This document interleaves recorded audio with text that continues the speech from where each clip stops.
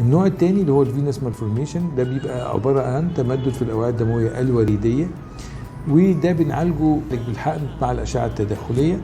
وفي الاي في مالفورميشن، ارتيريو فينس مالفورميشن، اوعيه دمويه او تشوه دموي وريدي شرياني، بيبقى ده نابض وبيتغذى بشريان. وطبعا خطوره التمددات دي لو حصل منها مضاعفات زي الجلطات او الانسداد او الغرينه او النزيف، واخطر حاجه لما يحصل النزيف ده وهو نايم. عشان كده بنقول للمرضى دول بيبقى ممكن حصل نزيف مره واحده، وفي الحاله دي بيحصل مشاكل وممكن يفقد حياته لو احنا ما خدناش بالنا وما لحقناهوش.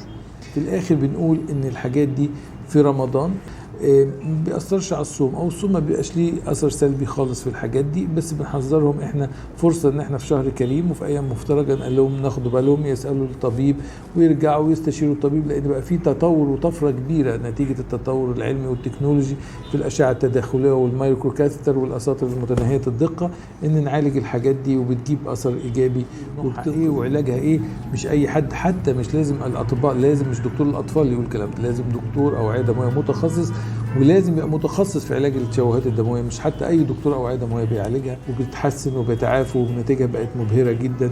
وكل سنه وانتم طيبين ورمضان كريم، ويا رب يكون كله خير ورزق وبركه على الجميع. شكرا.